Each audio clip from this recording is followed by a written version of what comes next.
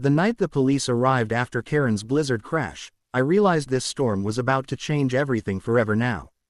Snow covered the street completely, and flashing lights painted the frozen silence with tension, fear, and something deeply unsettling tonight. Neighbors watched from dark windows as officers stepped carefully through thick snow, searching the crash scene for answers nobody expected.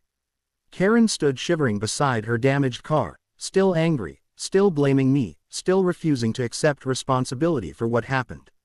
She kept pointing toward my house, shouting that my ditch caused everything, her voice echoing harshly across the night air. I remained silent, watching officers examine tire tracks buried beneath layers of snow, sensing something strange was about to surface.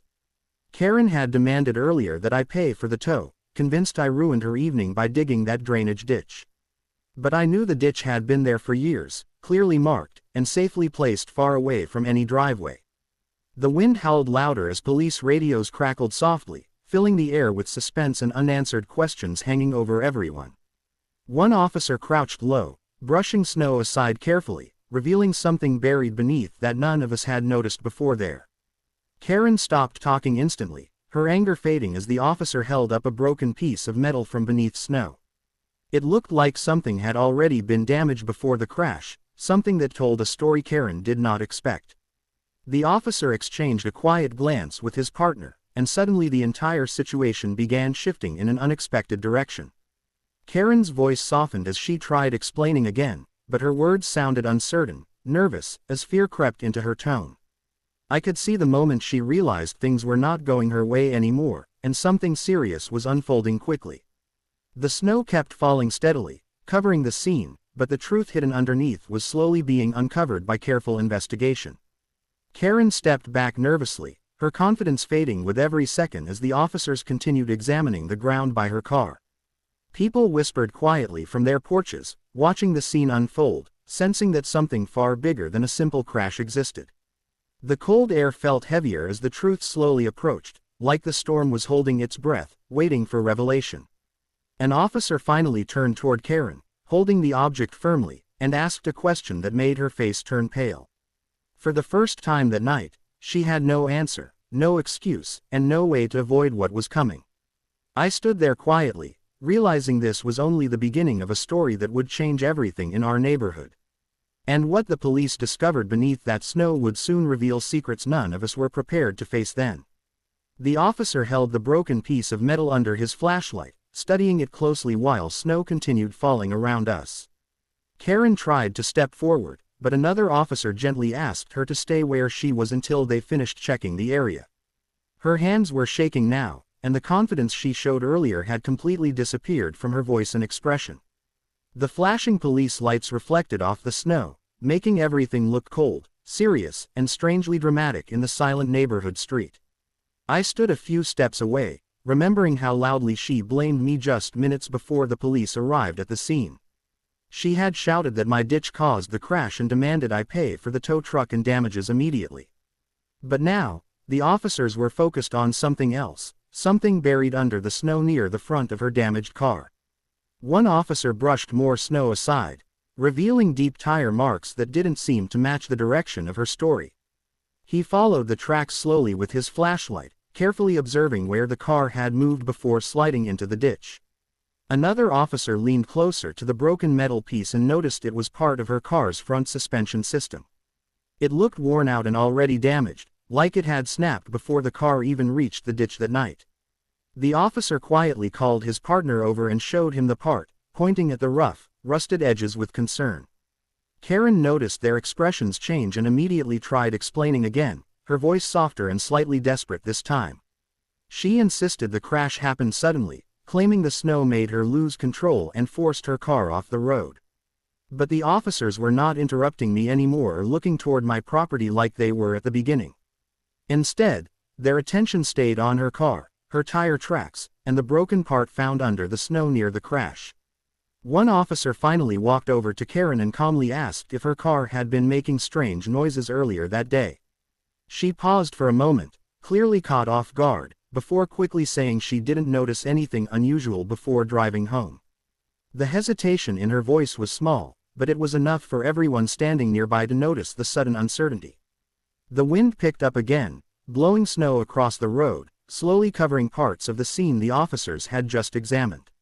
Still, they continued documenting everything, taking pictures, marking positions, and quietly discussing what they were beginning to realize.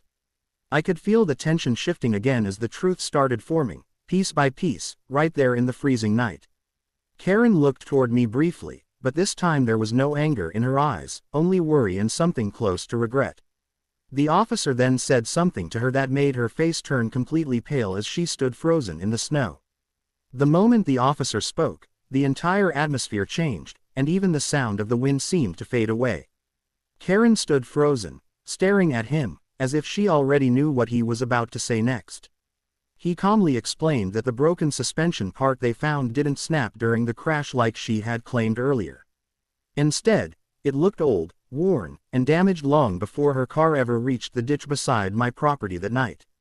Karen quickly shook her head, insisting the snowstorm caused everything, her voice trembling more with every passing second.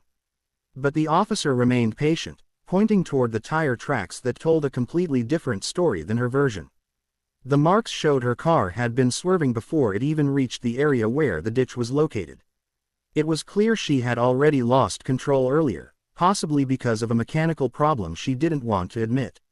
Another officer added that driving in a blizzard with a damaged car could easily lead to a dangerous accident like this.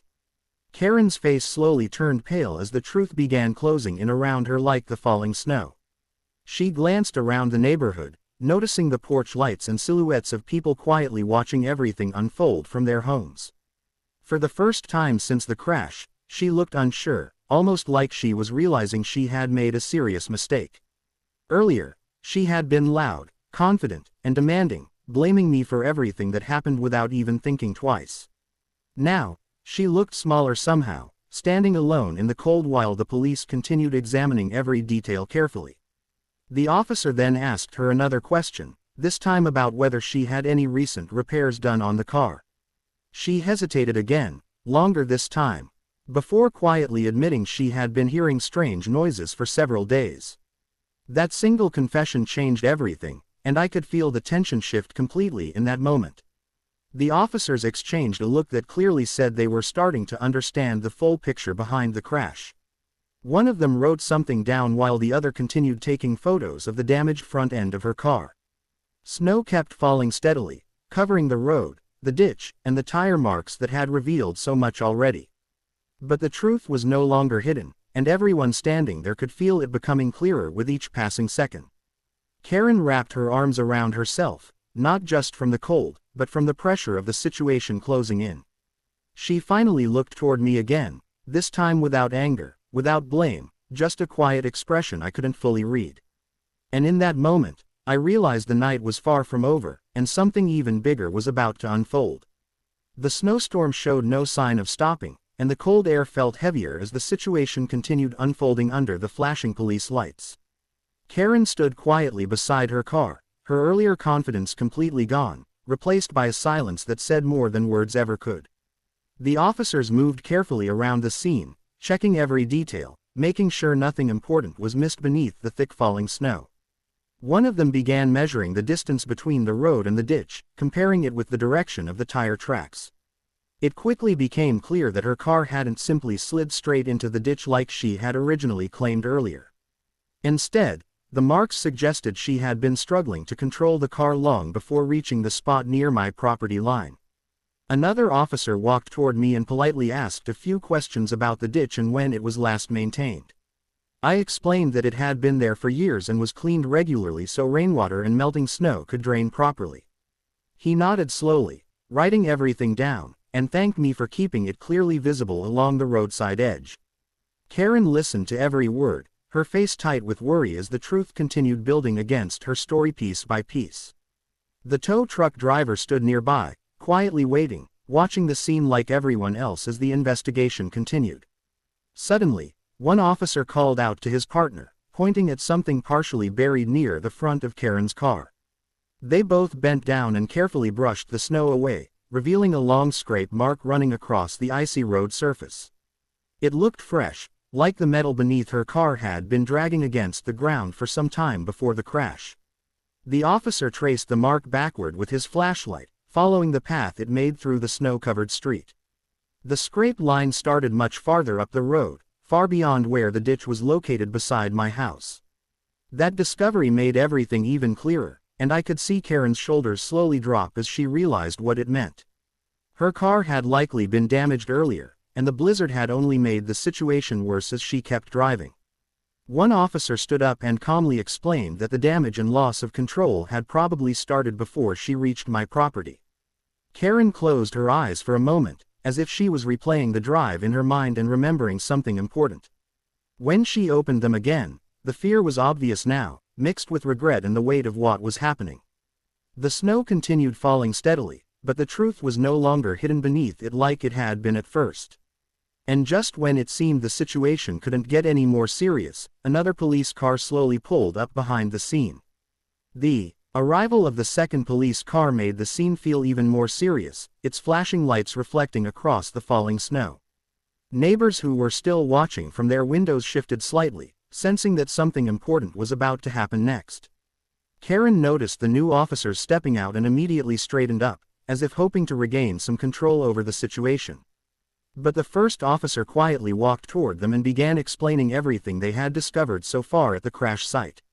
He pointed toward the tire tracks, the broken suspension part, and the long scrape mark found further up the snowy road. The second officer listened carefully, occasionally nodding while glancing toward Karen and her damaged car sitting in the ditch. I stood a few feet away, my breath visible in the cold air, feeling the tension grow heavier with every passing second. Karen tried to speak, but her voice came out weak and uncertain, nothing like the loud anger she had shown earlier. She attempted to explain again that the storm had made the road too dangerous and caused her to lose control suddenly. But one of the new officers calmly asked if she had noticed the car pulling to one side while driving earlier. That question seemed to hit her hard, and for a moment she didn't answer, just stared at the snow-covered ground quietly. Finally, she admitted that the steering had felt strange since the afternoon, but she thought it was nothing serious at first. The officer wrote something down and gently reminded her that driving with known issues during a blizzard could be very risky. Karen wrapped her coat tighter around herself, clearly realizing that her earlier accusations were now working against her. The tow truck driver slowly approached the officers, asking if it was finally safe to pull the car out of the ditch. They told him to wait a little longer while they finished documenting everything properly for the official report. Meanwhile, one officer walked back along the road, following the long scrape mark again, checking for any additional damage signs. He stopped near the corner, shining his flashlight at something buried beneath a thin layer of fresh snow. After brushing it aside, he found a small broken piece of metal that looked like it had fallen from her car earlier. He held it up, and even from a distance, I could see Karen's face turn pale as she noticed what he found. That piece proved the damage had started long before the crash, long before she reached the ditch near my home. The officer carried it back carefully, showing it to the others while quietly explaining where he had found it. Karen lowered her head slightly, and for the first time, she didn't try to argue or blame anyone else for the crash. And that silence said more than anything she had shouted earlier in the freezing night. The silence around Karen grew heavier as the officers examined the broken metal piece found further up the snowy road. She stood there without speaking, her earlier anger completely gone, replaced by a quiet tension that everyone could feel. The wind pushed snow across the street, slowly covering the scrape marks again, as if trying to hide the evidence once more. But it was too late now. The officers had already taken pictures and carefully documented everything they had discovered that night. One officer gently explained that the broken piece matched the damaged part found near the front of her car earlier. That meant the mechanical problem had started long before she reached the ditch beside my house during the blizzard. Karen finally spoke again, her voice low and uncertain, asking what would happen next now that the truth was becoming clear. The officer answered calmly, saying they just needed to finish their report and confirm all the details of the accident. He reminded her that the snowstorm made driving dangerous, especially when a vehicle already had problems before getting on the road. She nodded slowly, her eyes fixed on the ground, as if she was replaying the entire evening in her mind. I could still remember how loudly she had blamed me earlier, demanding I pay for the tow and all the damages. Now, She didn't even look in my direction, as if she was embarrassed by everything she had said just a short time ago. The tow truck driver started preparing his equipment, waiting for the final signal from the officers to pull her car out safely. The sound of metal chains clinking broke the silence, echoing through the cold night as the storm continued around us. One officer walked over to me and politely thanked me for staying calm and cooperative during the entire situation. He said the ditch was clearly visible and properly placed, and it had not caused the accident the way Karen claimed earlier.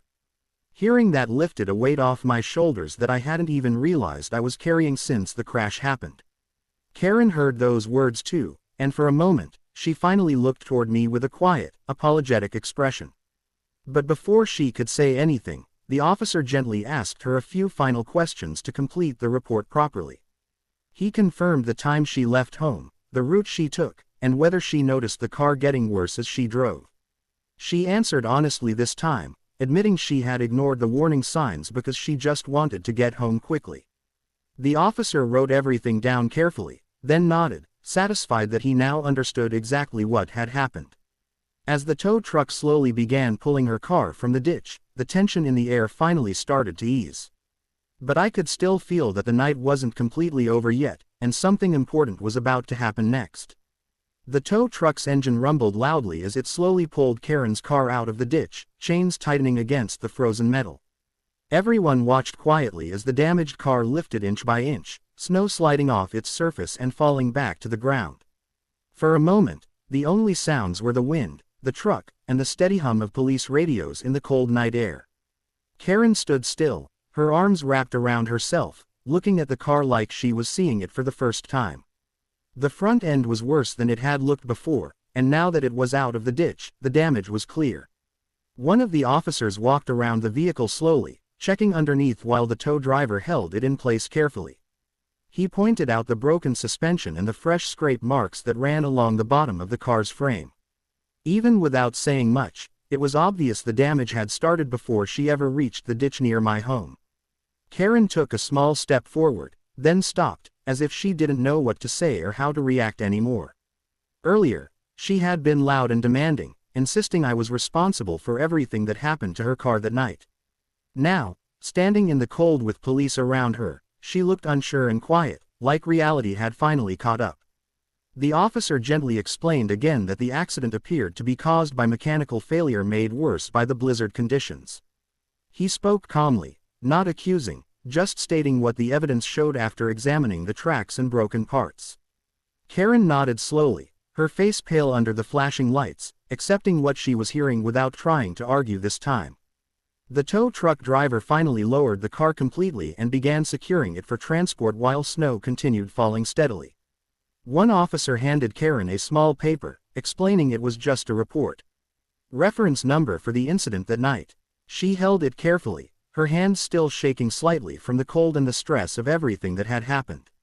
For a few seconds, she looked toward me again, and this time she actually stepped a little closer across the snowy ground. Her voice was quiet when she spoke, almost lost in the wind, nothing like the anger she showed earlier that evening. She said she might have been wrong to blame me so quickly and admitted she was frustrated and scared after the crash. I didn't say much, just nodded slightly, understanding that the night had been stressful for everyone involved in different ways. The officers began packing up their equipment, satisfied that they had gathered everything needed for their report. And just when it seemed like the situation was finally settling down, one officer turned back with something else to say. The officer paused beside Karen, holding a small flashlight, his expression calm but serious as the snow continued falling steadily. He explained that there was just one more detail they needed to clarify before they could officially close the report that night. Karen looked confused and slightly worried again, as if she thought something new had suddenly gone wrong all over again. The officer pointed toward the road behind where her car had first started losing control earlier during the drive home. He asked if she remembered hitting anything before reaching the ditch, maybe a curb, ice patch, or hidden object under snow. Karen hesitated, thinking carefully, then slowly nodded like she was finally remembering something she had ignored at first. She admitted she felt a sudden jolt earlier near the corner down the street but assumed it was just ice under the tires. That moment explained the broken part, the scrape marks, and why the car had become harder to control during the storm. The officer gently told her that sometimes small impacts during winter driving can cause hidden damage that gets worse quickly. Karen looked down again, clearly realizing that everything had started long before she reached the ditch near my house. She let out a quiet breath, almost like she was releasing all the stress she had been holding inside since the crash. The tow truck driver finished securing the vehicle and prepared to take it away to a repair shop for inspection. As the truck began pulling away slowly, the empty ditch looked smaller now, almost peaceful under the falling snow. The tension that had filled the street earlier was fading, replaced by a quiet calm that settled over the neighborhood. The officers began heading back toward their cars, their job nearly finished after carefully handling the entire situation. Before leaving, one of them turned back and gave Karen a final reminder about safe driving during dangerous winter weather. He spoke kindly, not harshly, saying that storms can turn small problems into serious accidents if people are not careful. Karen nodded again, her voice soft as she thanked them for helping and for taking the time to explain everything clearly. For a moment, she stood there watching the tow truck disappear down the snowy road, her shoulders finally relaxing. Then she turned toward me once more, looking like she wanted to say something important before everyone left. There was no anger in her expression now, no blame, just a quiet understanding that hadn't been there before. The storm continued gently, covering the road again as if it was slowly erasing all signs of what had happened. And right there in that silent moment, I realized this night had changed more than just a simple accident in the snow. Karen stood quietly in the snow for a long moment, watching the road where the tow truck had disappeared into the storm. The flashing police lights were gone now, and the neighborhood slowly returned to the same calm silence it had before everything began.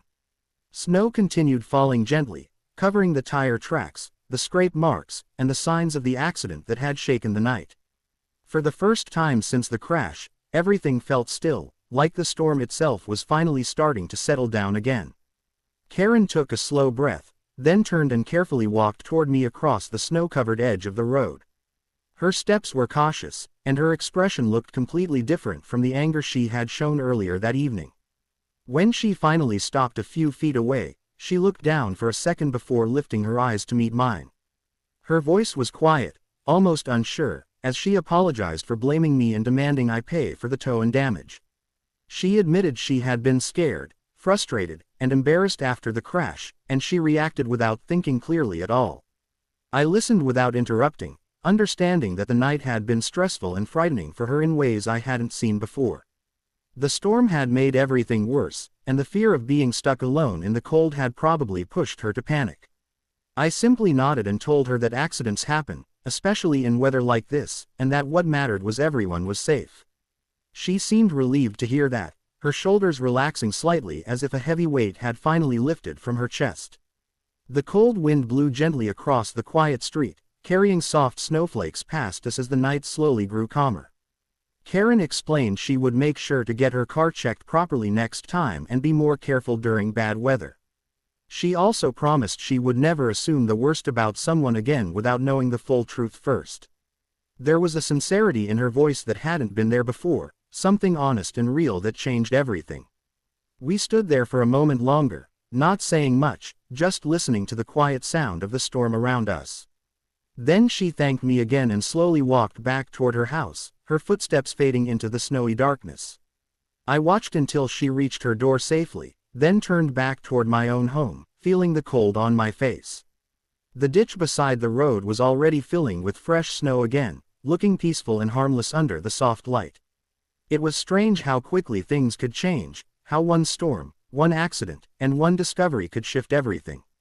That night started with anger, blame, and tension, but it ended with understanding, truth, and a quiet kind of closure. And as I stepped inside, I realized that sometimes the snow doesn't just hide things, it helps reveal them too.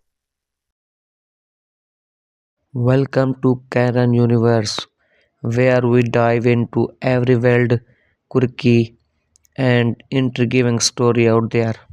In the night of a blizzard, Karen's car crashed into my deck. But when the police arrived, they found something buried in the snow that changed everything. You won't believe what was hidden beneath the ice.